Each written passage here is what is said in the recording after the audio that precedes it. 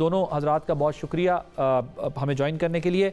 सुलैरी साहब, I start with you. मुझे ये बताइएगा, ये जो दो बड़ी सियासी जमातें हैं पाकिस्तान की, हम देख रहे हैं उनकी एक पॉलिटिकल वॉर तो चल रही है, लेकिन गवर्नमेंट फॉर्म करने के लिए बेशक ये पॉलिटिकल स्लोगन्स काम आ जाते हैं, लेकिन गवर्नमेंट चलाने के लिए आपको कंक्रीट सॉलिड इकोनॉमिक जो है वो प्लान के साथ आना पड़ता है। आपके नज़दीक कोई कंक्रीट प्लान अवेलेबल है पाकिस्तान की पॉलिटिकल पार्टीज के पास इस वक्त? गो के इलेक्टोरल कैंपेन में मुख्तलिफ किस्म के नारे लग रहे हैं और मुख्तलिफ किस्म के वादे वईद हो रहे हैं, लेकिन जो खुशाइंद बात है वो कि जो इस वक्त पाकिस्तान में तकरीबन तमाम सियासी जमातें वो इस बात पर मुत्तफिक नज़र आती हैं कि जिसको भी इक़्तिदार मिला वो आते ही IMF के पास जाएगी।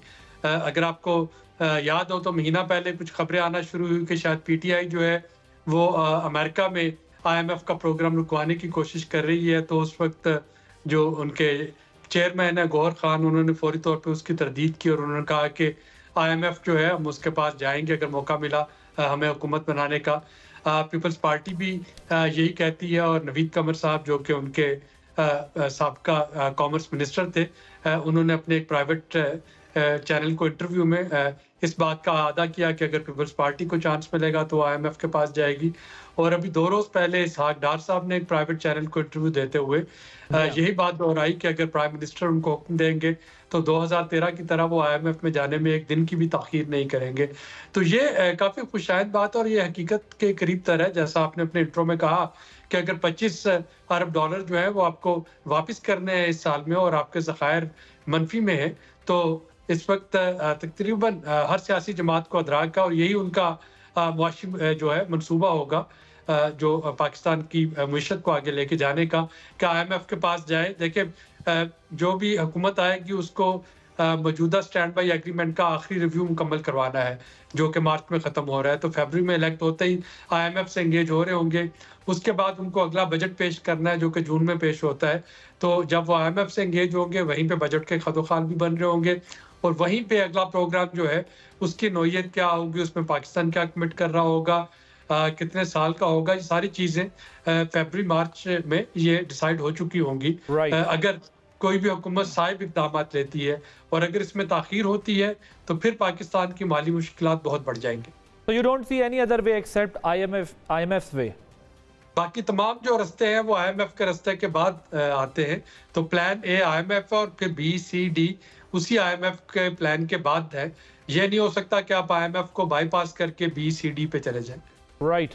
रामी साहब, आपका क्या ख्याल है? ये भी डार साहब के इंटरव्यू का हवाला सुलैरी साहब ने भी दिया। उन्होंने हाल में एक इंटरव्यू दिया जिसमें उन्होंने ये बात की है कि अगर IMF के पास जाना पड़ा तो हम ज़रूर जाएंगे। तो ये जो मौजूदा सूरत हाल है, अगर जो भी नई गवर्नमेंट आती है उसके लिए अब ये बाइंडिंग है कि IMF के पास ही उसने जाना है या we have any other option to get rid of जो हमारे इस वक्त इश्यूज हैं? असल में जो हमारी पॉलिसी वो यही है, कर्ज मजीद कर्ज। आप देखें ना, पिछले कोई दफ़ा हम देखते हैं कि 8-10 साल से जो भी फाइनेंस मिनिस्टर होता है वो खुशखबरी जब सुनाने आता तो यही सुनाता है जी हमें IMF ने कर्ज दे दिया, दोस्त मुल्कों ने कर्ज दे दिया।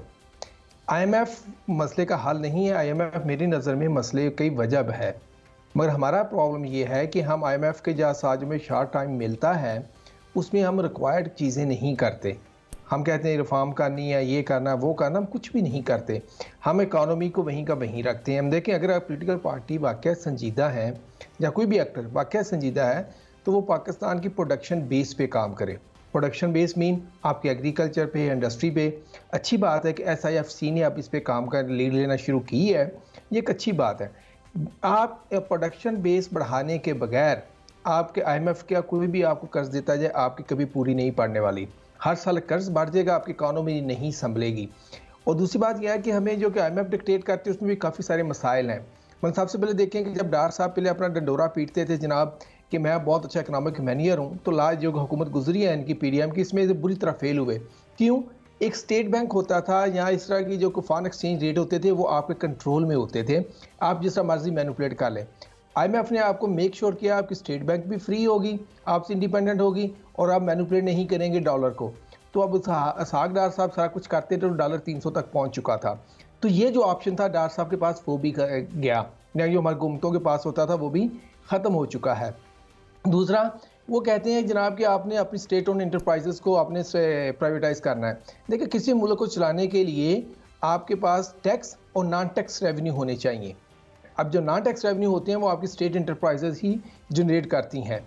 हमारे हुआ ये है कि हमने स्टेट ओन इंटरप्राइजेस को गवर्नेंस की वजह से हमने उनको बिल्कुल ख़त्म कर दिया है। अब देखिए स्टेट ओन इंटरप्राइजेस का मसला क्या है, गवर्नेंस है ना। अगर स्टेट ओन इंटरप्राइजेस वाकई नुकसान में होती या नुकसान में रहनी होती तो मुझे दुनिया का कोई एक बिजनेसमैन बता दें कि जो नुकसान वाले बिजनेस में पैसा लगाना चाहता हो। यहाँ तो लोग लाइनें लगा के खड़े हुए हैं, जनाब हमें बेचो हमें बेचो। इसका मसला ये है कि इसमें गवर्नेंस का इशू है, और गवर्नेंस कहाँ से आती है? गवर्नमेंट से। But at the same time, you have to have a money to run these state-owned enterprises. आपको ये भी तो देखना है कि देखिए एक तो गवर्नेंस है, लेकिन दूसरा फैक्टर तो उसमें फाइनेंसेस भी है ना, क्योंकि हम कर्ज ले लेके अगर इन्हें जी गो अहेड। ये बहुत बड़ी मिसपरसेप्शन। आप कहते हैं जी आप इसको बेचेंगे तो आपके पास पैसा आ जाएगा, ऐसा कभी भी नहीं होता। आप अर्जेंटीना की मिसाल ले ले, जब 90s में उन्होंने ये काम किया था, एट दी एंड सारा कुछ बेचने के बाद उन पर 2.5 अरब का मजीद कर्ज बढ़ गया था। अभी देख लें, अभी दुनिया की हिस्ट्री का सबसे बड़ा पैकेज अर्जेंटीना ने जो लिया है $50 बिलियन का, वो भी लिया है। ये जो होता पैसा होता है आपका नहीं, बट रामी साहब जो हम अपने बजट से पंप इन करते हैं, जो मनी हम अपनी देते हैं इन स्टेट ओन्ड एंटरप्राइजेस को, वाइट एलिफेंट्स को, जो सब्सिडीज हम उनको देते हैं, वाइट एलिफेंट नहीं, हम इसको बना के पेश कर रहे हैं। देखिए स्टील मिल 2015 के बाद चलनी नहीं है, आप क्यों नहीं चलाते उसको? आप चलाएं ना, आप इसलिए नहीं चला रहे, आपने उसको प्राइवेटाइज करना है। आप अभी आपके पास पेट्रोल होगा भी तो आप पीआईए की फ्लैटें खड़ी कर देते हैं ना, आप इसको प्राइवेटाइज करने में आसान नहीं हो जाए। लोग बोले इसको प्राइवेटाइज करो प्राइवेटाइज करो। अब आप बेचेंगे स्टील मिल, इसकी लाइबिलिटी खत्म करेंगे, लोगों को गोल्डन हैंड शेक देंगे, आप लाखों लोगों को बेरोजगार करेंगे, फिर उनके लिए बेनजीर इनकम सपोर्ट प्रोग्राम बनाएंगे जिसमें आप $300-400 बिलियन रुपीस और देंगे। आपने 400-500 बिलियन उधर दे दिया लोगों को बेनजीर। तो आपके ख्याल में स्टेट ओन्ड एंटरप्राइजेस को जो है वो टर्न अराउंड करना चाहिए अच्छी गवर्नेंस के साथ। तो लैरी साहब, do you think so we have this capacity to do so? मेरा नहीं ख्याल कि प्रैक्टिकली ऐसी कैपेसिटी मौजूद है। जैसा आप फरमा रहे थे कि इसके लिए आपका फिस्कल डेफिसिट ना हो, आमदनी और अखराजात जो है उसमें एक तवाज़न हो। जब हुकूमत के पास पैसे नहीं है, आप जितना भी रेवेन्यू होता है उससे तो सूद की अदायगी भी पूरी नहीं होती। यानी इस वक्त जो कॉस्ट ऑफ ट्रांजिशन है, यानी मैं रामे साहब दुरुस्त फरमा रहे हैं कि प्रोडक्शन बढ़ानी चाहिए, लेकिन उस प्रोडक्शन बढ़ाने के लिए आपके पास जब तक लिक्विडिटी नहीं होगी, कैपिटल फ्लो नहीं होगा, फाइनेंसेस नहीं होंगे तो वो नहीं बढ़ेगा। तो in the short to medium term तो हमारे पास IMF के पास जाए बगैर कोई चारा नहीं है। जो PIA का रामे साहब बात कर रहे थे उसकी निजकारी की या स्टील मिल की, स्टील मिल के आपको शायद रियल एस्टेट की वजह से तो उसके खरीदार मिल जाएं, लेकिन मिल चलाने वाले खरीदार आपको नहीं मिलेंगे। इसी तरह से PIA उस वक्त तक आपकी सेल नहीं होगी जब तक कि उसके जो लायबिलिटीज है वो कहीं पे पार्क ना हो। तो अगर ये इतना आसान होता इनको प्राइवेटाइज करना तो ये पिछले 5 सालों में अब तक हो चुकी होती। हर हुकूमत तकरीबन IMF के इन 2 प्रोग्राम्स में कोशिश करती रही। जो इस वक्त शॉर्ट टू मीडियम टर्म है वो आपके पास यही है कि फौरी तौर पे जो अगली इकसाद की अदायगी का बंदोबस्त किया जाए, और उसके साथ जो अलाइड रिफॉर्म्स हैं उन रिफॉर्म्स को इम्प्लीमेंट किया जाए। और उन रिफॉर्म्स के नतीजे में अगर आपकी मैक्रो इकोनॉमिक स्टेबिलिटी आती है तो फिर आपकी बाकी चीज़ें जो है वो टेक ऑफ करेंगी।